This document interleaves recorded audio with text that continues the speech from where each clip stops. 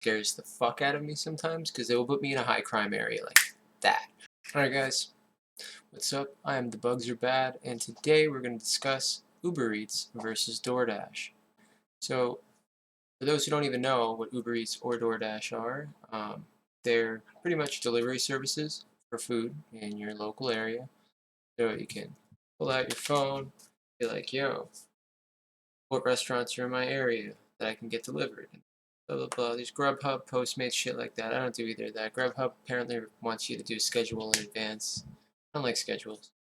Um, and Postmates, I think that's like more of a bicycle thing. Maybe I should do more research on that, but whatever. To get started, pretty much all you need to do is go to the DoorDash or the Uber website, and you can sign up with them.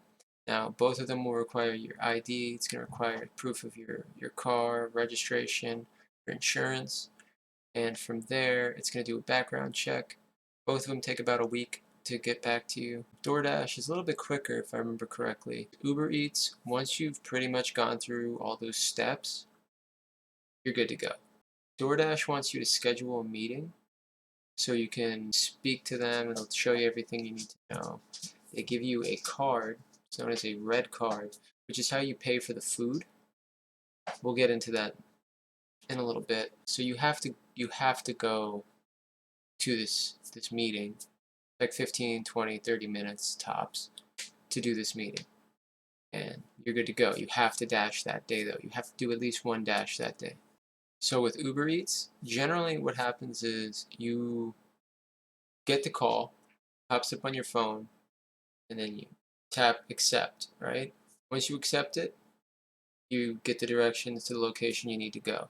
Once you arrive there, you say, hey, got an order for the name or the order number associated with it, and they give you the food, and you're good to go. And you get the customer's address, bam, on your way. DoorDash is extremely complicated when it comes down to picking up the food, getting the order. Like it's more time on you.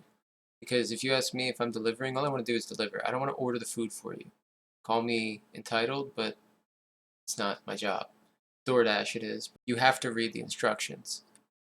Sometimes they want you to go through the drive-thru. Sometimes they want you to go in. You have to order the food for the customer. And yes, that means if they don't want any lettuce on that number 3, you have to make sure that there's no lettuce on that number 3. And DoorDash requires you to have a hot bag. At my meeting, I didn't get a hot bag. They told me they didn't have any. Which apparently you need a hot bag to do DoorDash, which makes no sense to me. Whatever. But at the end of the day, I have my own insulated bag because of Uber Eats. It's fine. Uber Eats didn't give me that. I paid for that myself. I ordered it off Amazon, and that's if you're going to be doing this for a living, that's a tax write-off. Uber Eats, again, just grab the stuff and you're out. Get it to the customer. Now, in terms of frequency of trips, I've noticed that Uber Eats, I get a lot more trips. Trips are way more consistent with Uber Eats. DoorDash, I've sat here for hours waiting for calls sometimes, not getting anything. I'm in a pretty densely populated area, so there shouldn't be an issue with that, and there's a lot of money out here. So going on with the trips, DoorDash just wants you to complete the trip. Do the trip, this is how much you make. Thank you. Have a nice day. Uber Eats, they have this thing. I'm a gamer, okay? Quests, dude, quests make fucking Uber Eats addicting because I need to hit the quest. I want to level up. That's what it feels like. Because once I've done these 5 missions, then boom, bonus money. Hello? You know what I'm saying? So yeah, I love the quests. The quests are awesome. Great incentive. Something I really enjoy. DoorDash, I asked them in the meeting, is there anything similar to quests? And they're like, oh well, if you do so many trips and so much time, you could get a bonus. I'm like that.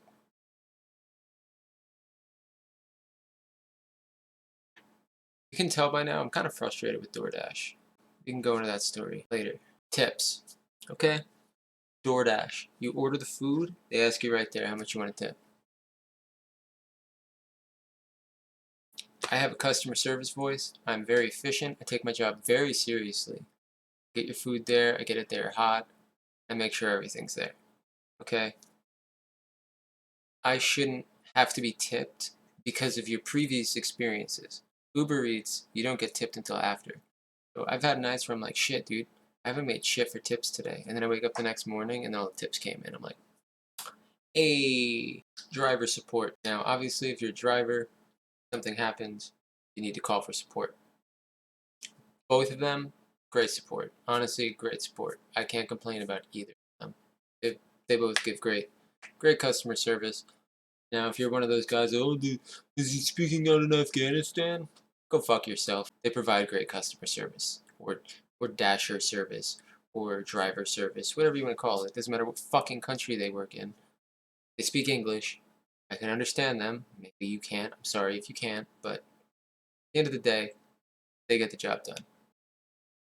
Ubereats doesn't require anything when it comes to just instantly withdrawing money, because you can do that. And DoorDash charges more than Ubereats does. On top of it, DoorDash only lets you do it once per day. Ubereats lets you do it 5 times per day. DoorDash requires you to have a certain amount of trips done. Both of them pay you on Monday, but I'm still waiting for my last week's payment to come through for DoorDash. DoorDash got me fucked up. Like, I'd rather go drive out 30, 45 minutes. Just bam, bam, bam, bam, order, like, every time I fucking finish an order. The other thing is, DoorDash, their user interface, like, their application is not driver friendly. Like, if I'm driving, don't text me. Why are you texting me? Like, DoorDash texts you and asks you, where are you? Like, I've had DoorDash call me and ask me, yo, where are you? And I'm like, the fuck? Look at your goddamn GPS. You can't see where I am? And they're like, oh, well, when are you going to be there? And I was like, I'm supposed to be there at 10:04 p.m. This really happened. And then they're like, well, how long is that from now? And I'm like, well, let's think. It's 9:51. Okay, let's do the math. Let's say 13 minutes. Now, as for the random things I don't like, Uber Eats, all right, because I've been giving Uber Eats so much credit, I will say Uber Eats scares the fuck out of me sometimes, because they will put me in a high crime area like that. I could be, dude, today, twice it happened to me, where it's just like, all right, yeah, you're in a really nice area. Let's make you drive out 20 minutes so you end up in the hood. And I'm like, and I'm locking my doors halfway down the road because I'm like, oh, we're going deep. I'm learning better on how to position myself so I don't get put out there. But, whew, yeah, I've had some rough rides, it feels like, with Uber Eats. Now, as far as DoorDash, man, I'm going to give you the perfect example. This happened on Sunday, and got an order, $7. I'm already tipped. $7 includes the tip. And I'm like, okay, got to get this guy Wendy's. Now, like I said, I'm used to just walking in. No, this restaurant, I had to go through the drive-thru. And not only did I have to go to the drive-thru was full.